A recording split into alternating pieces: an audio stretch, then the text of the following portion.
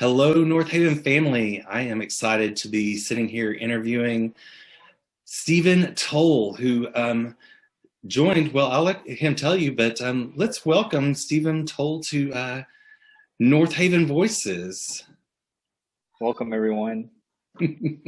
So why don't you, I kind of introduced, but you joined shortly right before the pandemic hit. So can you tell us a little about yourself and who you are? Yes, so I really just joined a little bit over a year ago, right before the pandemic started. So I did get to meet quite a few people initially before we went into lockdown. So yeah, prior to that, I had been kind of searching for a place to come and be a part of a community. So I'm glad I found North Park. So I live in Northaven. Dallas, North Haven. I'm thinking about shopping. Oh yeah, I Um, mean, come on. North Haven. I live in Dallas. I live with my partner, and we're just kind of over in the Love Field area, so we're very close to the church. And I've lived in Dallas most of my life, or somewhere in the vicinity. So I'm very familiar with the area and have been familiar with North Haven for a while, and finally decided to come on over and see how it was going. That's awesome. It's kind of odd to like join a faith community and then automatically we're on lockdown. So it's something that hasn't really been something precedented. And so how has that been for you? It's been interesting. I am in the gatherings Sunday school, so we have been meeting virtually, and there have been other things virtually that we've been able to take a part in. So I definitely enjoy the connection, even though it's virtual. I am fortunate enough to have been able to meet quite a few people before the lockdown started. So I still feel connected, and that's been important to me. Awesome. Well, good. So what you said that North Haven kind of attracted to you. What brought you to North Haven? Well, I grew up Methodist, so I have been in the Methodist Church for quite some time, thanks to my grandparents. So shout out to all the grandparents out there. We really appreciate you. And grew up Methodist, went through confirmation in the church, and really kind of stopped going, as I graduated high school and started into college and just life. I think I felt comfortable in the church I grew up in, and coming out at an early age, I definitely questioned where my place fit in.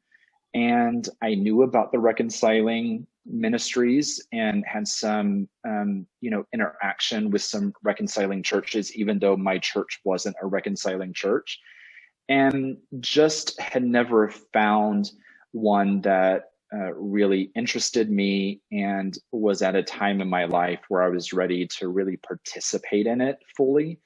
Um, so I knew North Haven was a reconciling ministry. It's close in the area, and it's always been on my radar. So I finally decided to make the decision and check it out and see how everything was going, and really enjoyed my experience very quickly and early on.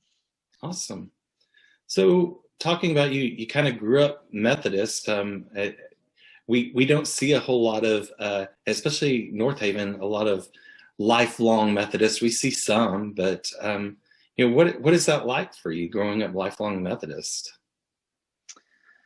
I've sampled different denominations and churches, and trying to find where I fit in. And the Methodist Church has always been one that, for me, has allowed questions and answers, and I'm a big question person. I always like to know the why behind something, And a lot of times there's not always a why, but I've always felt like the Methodist Church has allowed me to ask those questions and hasn't really ever put any type of judgment on me for it. The only hang up I've ever really had is how do I fit in as a gay male, an out gay male in the Methodist Church? And so there's been that kind of tug and pull internally with me. And it wasn't until really getting to a place in my life where I felt like I could really balance both and have the support of a community that I really felt like it was time for me to actually participate. Yeah. So you mentioned the questions of why. Were there any specific like whys that or ahas that you've had over your spiritual life? Well, I think for anybody that has grown up in the Methodist Church, the confirmation process is definitely where I asked a lot of my whys, and I just asked a lot of questions. I'm sure my confirmation teacher was always looking forward to coming to Sunday with me in the class. So I've just always had a lot of questions, and I was really big into science as a kid, and so I always tried to, equate science with what was going on in the Bible and the lessons and the stories, and they didn't always match up, but I don't think now looking back on it, I really needed them to. So, some of it as I've gotten older has related better historically than science wise. And so I think that it's just kind of a shift in my thinking. That's awesome. And I know that relates to a lot of people in our congregation, because we have those groups that get together and really talk about science and the Bible and kind of what they mean with each other. So that's really awesome that you've had that. So let me ask you on a personal level, do you have a favorite scripture, a favorite song that just kind of resonates with you? I don't think I have a specific favorite scripture. I think anybody that grew up in church, probably one of the, most popular ones that we hear as kids is John 3:16. So I think that that's always been a popular one. I don't really think I have a favorite hymn. I like a lot of the traditional hymnal, that are in the Methodist hymnal. I try to get into the contemporary, but I don't know. I feel a certain familiarity with the traditional hymnal, and it just kind of takes me back to going to church with my grandparents. And so, some of the really simple ones like the Gloria Patri and stuff like that, Yeah. Those were easy to learn as a kid and you could memorize them. So I always like those for some reason. Yeah, awesome. So it sounds like your childhood had a lot of influence on you and your spiritual upbringing. Yeah, I really kind of think of my grandmother, who is my biggest influence in growing up, as a very spiritual person, but on a just deeper level, I just think she was just, she's a good human being, and kind of that, I think, ideal Christian without really putting it out there too much. She just kind of lives her life and exemplifies everything that a Christian should, I think. Yeah, so that kind of our Wesleyan thought of sanctification and that Christian perfection and striving to live towards that. Yeah, that's awesome. Yeah. So you've mentioned your grandmother, but are there other influences in your life that affected who you are, like people that you really respect? Yeah.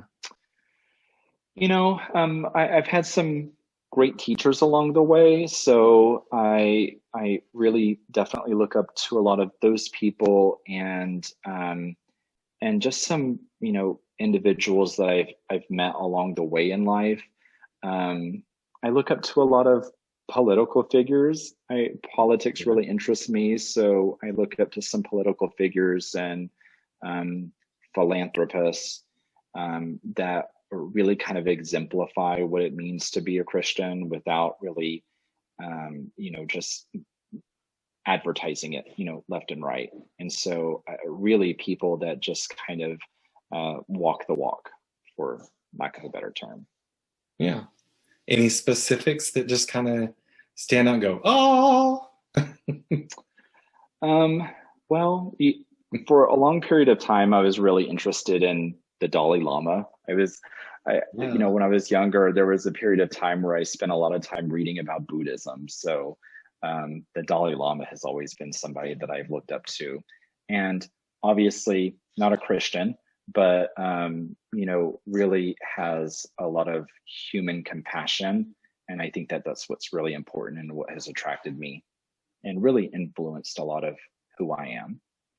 I think there's a lot to be said about the Buddhist movement. I mean, in seminary, I took a class from a former Catholic priest who had converted to Buddhism.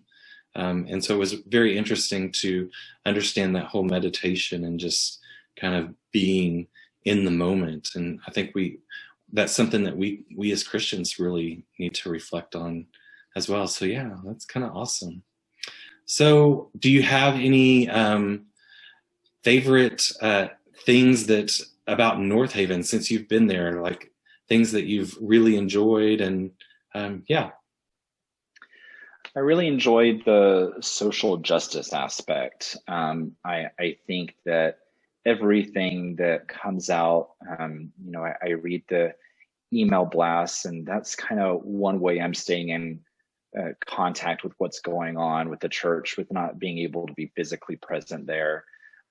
So there's definitely a lot that I haven't really been able to interact with, very much yet, but a lot that I see that I'm really interested in, social justice being one of them.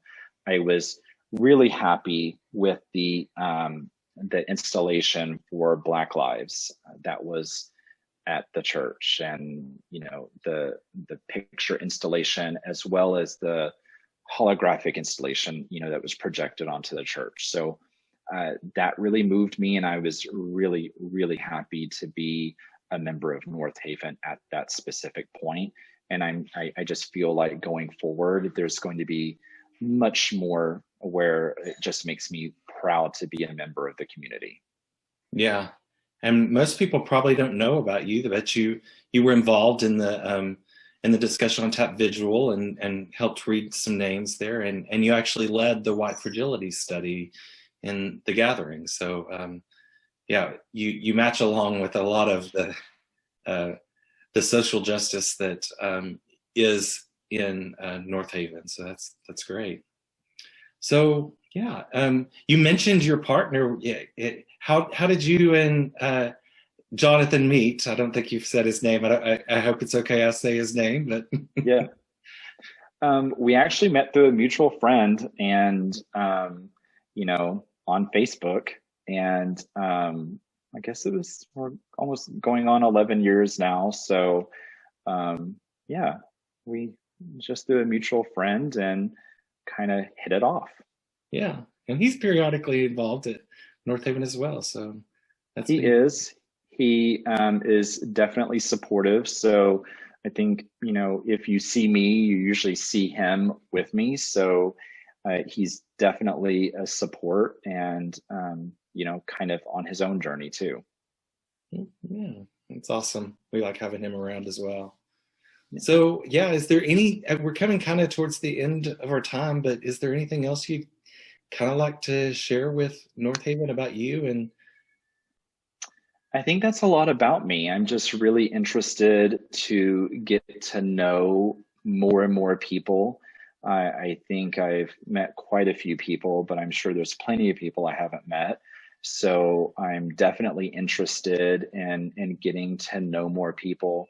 I plan on looking into joining some more groups. And so that's something that I'm interested in as well.